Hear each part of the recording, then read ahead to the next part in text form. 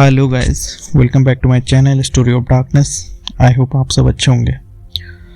और जनवरी के इस कड़ाके की ठंड में रात को रजाई के नीचे भूतों की स्टोरी सुनते हुए सोने से बढ़िया और क्या ही हो सकता है। तो आज ही कुछ ऐसी रोमांचकर स्टोरीज को लेके शुरू करते हैं आज की पहली कहानी। तो ये घटना है पश्चिम बंगाल के मुर्शिदाबाद जिले में रहने वाले सौरभ जी की गाँव की। आगे की कहानी में उनके पॉइंट ऑफ व्यू से बताता हूँ। ये घटना मेरे लाइफ की नहीं है बल्कि मेरे ही गांव के एक चाचा की है। चाचा मुर्शिदाबाद के किसी सिनेमा हॉल में नाइट गार्ड थे और ये समय था लगभग 1997 के आसपास का। उस समय सिनेमा हॉल से लगभग 200 मीटर की दूरी पर 7 बड़े बड़े ताड़ के पेड़ थे और उन पेड़ों के पीछे एक तालाब था। जो तालाब अभी भी है, लेकिन वो ताड़ के पेड़ों की संख्या थोड़ी कम हो गई है। उसी साल एक दिन सिनेमा हॉल का वो नाइट गार्ड अपनी ड्यूटी खत्म करके अपने घर को लौट रहा था। वो लगभग 7 ताड़ के पेड़ और वो तालाब उसके घर के रास्ते में ही आते थे। तब लगभग रात के 12:30 बजे होंगे। वो पहले ताड़ के पेड़ के नीचे पहुंचा तो उन्हें अचानक पायल की छन छन आवाज सुनाई देने लगी। उन्होंने सोचा इतनी रात गए, ये आवाज कहाँ से आ रही होगी। वो काफी साहसी आदमी थे। फिर उन्होंने सोचा शायद उनका वहम होगा और वो आगे को चलने लगे। अब उनको बहुत अजीब अजीब से आवाजें सुनाई देने लगी थी, जैसे कोई रो रहा हो। फिर भी वो बिना रुके चलते रहे। चारों तरफ रात का घना अंधेरा छाया हुआ था और उस सन्नाटे के बीच वो फूट फूट कर रोने की आवाज जैसे तेजी से बढ़ने लगी। वो गार्ड अब चौथे पेड़ के पास पहुंचने वाला था। जैसे ही वो चौथे पेड़ के नीचे पहुंचा तो अचानक उसे कोई उसके नाम से आवाज देने लगा। वो समझ नहीं पा रहा था कि आवाज आ कहां से रही है। चारों तरफ देखने के बाद जैसे ही उसने पेड़ के ऊपर टॉर्च चमकाया तो उससे उनके धड़कनें बढ़ गई और वो ही जम गए। उन्होंने देखा एक लाल साड़ी पहने हुए एक औरत ताड़ के पेड़ के ऊपर बैठी हुई है और वो पैर लटका के बैठी हुई थी और उसके पैर इतने लंबे थे कि वो पेड़ के लगभग आधे हिस्से तक लटक रहे थे। वो औरत बहुत ज़्यादा काली थी और उसके हाथ और पैर इतने पतले थे मानो हड्डी पर किसी ने सिर्फ चमड़ी चढ़ा रखी हो। वो औरत अपने हाथ में कुछ पकड़े हुए खा रही थी। मुंह पूरा खून से सना हुआ था और उसके आंखें मानो रात को भी चमक रही थी, जैसे बिल्लियों के आंखों पे टॉर्च पड़ते ही चमकने लगती है। वो गार्ड के तो मानो प्राण निकलने वाले थे।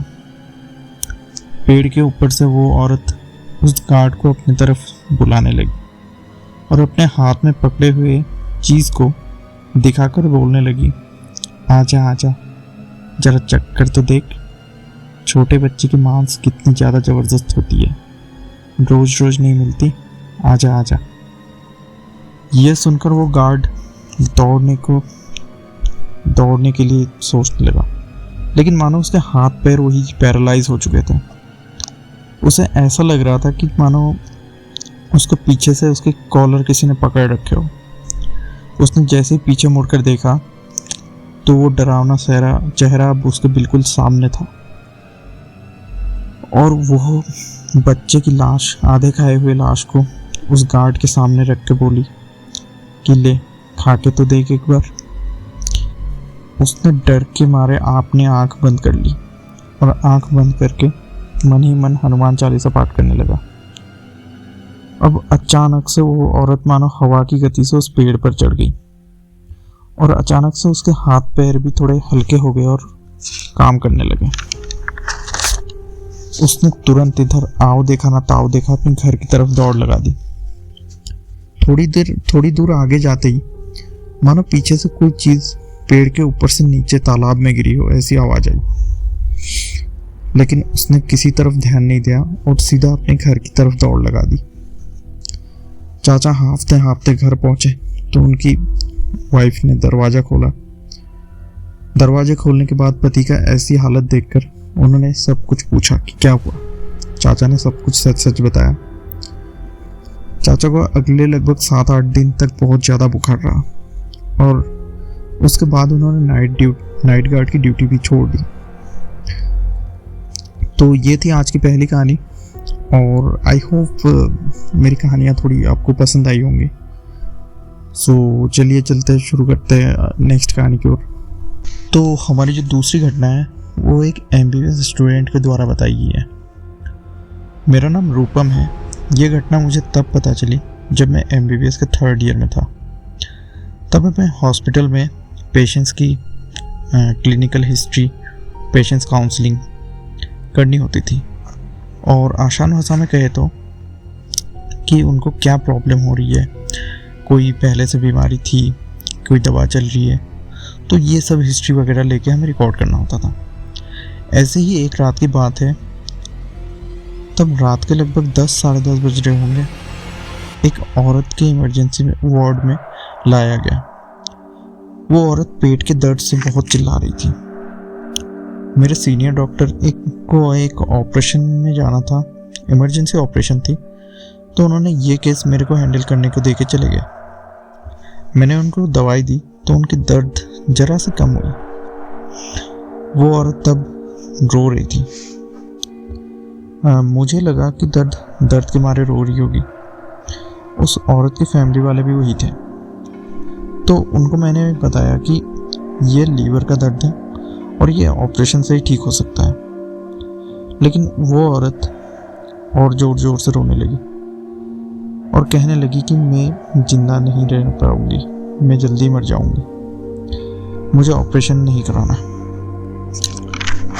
अब उन्होंने अपने बेटे को और बेटी को पास बुलाया और कहने लगी कि मुझे ले चलो, मुझे ऑपरेशन नहीं कराना, मैं नहीं जिंदा बचूंगी। तब मैंने हैरानी से उनसे बोला कि आप ऐसा क्यों बोल रहे हैं।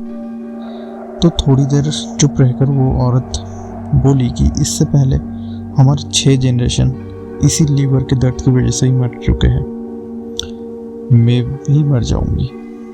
हमारे परिवार के ऊपर एक श्राप है। ये बहुत पहले की बात है, जब हमारे परदादा काफ़ी अमीर हुआ करते थे। वो उस एरिया के ज़मींदार थे, लेकिन एक बार किसी के साथ उनको ज़मीन की विवाद चल पड़ी। वो एक किसान था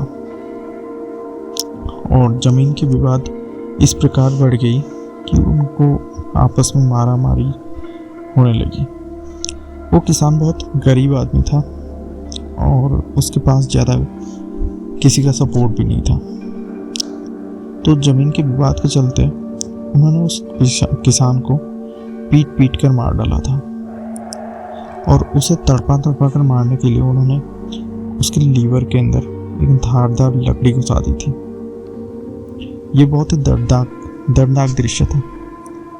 वो आदमी तो वही तड़प कर मर गया था, लेकिन उसकी पत्नी अपनी छोटी बच्ची को ले पकड़कर वही रोती रही। वो वही रात भर रोती रही और यही रो कर यही गुहार लगाते रही कि जमींदार के सारे पूछते ऐसे ही पेट के दर्द से तड़प कर मरे। सुबह को वो औरत और उसकी बच्ची वहीं पे ही मरे पड़े मिले और इसके बाद से हमारे जनरेशन पे उस जमींदार परदादा जी की मौत भी ऐसे ही हुई और हमारी 6 जनरेशन ऐसे ही मारी जा चुकी है और मेरी 7वीं जनरेशन नहीं है। उसके बाद वो ये कह के वो औरत थोड़ी ठीक हुई तो उसके घर वाले उन्हें घर ले गए। तो इसीलिए कहते हैं कि प्यार और बद्दुआ दोनों में ही बहुत ताकत होती है। तो आई होप आपको स्टोरी पसंद आ रहे होंगे। तो चलिए शुरू करते हैं आज की तीसरी स्टोरी। ये घटना है लगभग 2007 की। तब मैं अपने पेरेंट्स के साथ रहता था। तो मेरे जो नैनीहाल था, यानी मेरे नाना नानी का घर, वो हमारे घर से लगभग 15-16 किलोमीटर दूर था। तो एक बार की बात है, जब मैं एग्ज़ाम्स ख़त्म होने के बाद अपने नाना नानी के घर जाने की सोच रहा हूँ, तो एग्ज़ाम्स दे के आके हमारे वहाँ से बस चलती थी नाना नानी के घर के लिए। तो मैं एग्ज़ाम्स ख़त्म करके उस बस में बैठ कर चले गया अपने नाना नानी के घर चल पड़ा।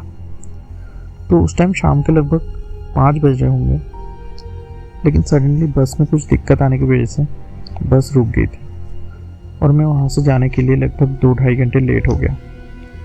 रात के तब 8 साढ़े 8 हो रहे होंगे और 8 साढ़े 8 मतलब गाँव में बहुत ही गुप्त अंधेरा होता है, जैसे मानो कोई रहता ही नहीं हो, बहुत सन्नाटा होता है। तो मैं बस स्टैंड पे उतर के अब चलने लगा। बस स्टैंड से लगभग मुझे 2-2.5 किलोमीटर और जाना था, लेकिन वहाँ पे गाड़ी नहीं जाती, छोटे मोटे रिक्शा वगैरह चलते थे उस टाइम। तो मैं चलने लगा। तो रात का अंधेरा बहुत ज़्यादा था, मुझे हल्की फुल्की डर भी लग रही थी, लेकिन कर कुछ नहीं सकते थे, ना मोबाइल था ना कुछ। तो ऐसे ही पैदल चलने लगा। अचानक से मुझे सामने से कोई आते हुए दिखे। अंधेरे में मैं समझ नहीं पाया ये कौन है। थोड़ी देर आगे गया तो देखा ये तो मेरे चाचा है, चाचा नहीं, ये तो मेरे नाना है, मतलब नाना पड़ोस के नाना थे वो। तो उनको मैं काफ़ी पहले मिला था। तो उन्होंने मेरा हालचाल पूछा। उन्होंने कहा तो इतनी रात के कहाँ से आ रहे हैं। तो मैंने उनको सारी चीज़ें बताई और मैं उनके साथ चल पड़ा।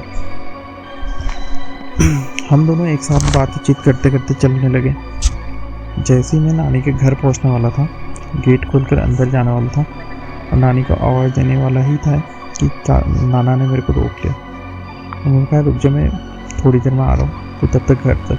मैं उनसे बात करके मैंने कहा साथ में चलते हैं, लेकिन उन्होंने मना किया और वो चल पड़े। अचानक से ही गायब हो गए। अब सडनली मैं जैसे ही नानी के घर गया तो वहाँ पे नानी को आवाज़ लगाई। फिर नानी को मैंने कहा इतनी रात को तू कैसे आया। फिर मैंने कहा कि मैं तो उस चाचा के साथ आया था पड़ोस के। उन्होंने ये बात सुनकर अचानक चौंक गई। उन्होंने कहा तू क्या अनाप शनाप बोल रहा है, तेरे वो नाना तो काफ़ी पहले ही मारे जाते थे, लगभग 3-4 दिन हो गए अभी उनको मारे गए। ये सुनकर मेरे तो डर के मारे हालत ख़राब हो गई। लेकिन ऐसा था कि इस कहानी में मेरे को कुछ हुआ नहीं था। तो इसके बाद से मैं कभी भी गाँव अकेले नहीं गया, हमेशा पेरेंट्स के साथ ही जाता हूँ। तो आई होप आपको मेरी कहानियाँ पसंद आई होंगी, और अगर पसंद आए तो kindly subscribe my channel and like my videos. और आपको कुछ पर्सनल ओपिनियन हो तो कमेंट बॉक्स में बता सकते हैं।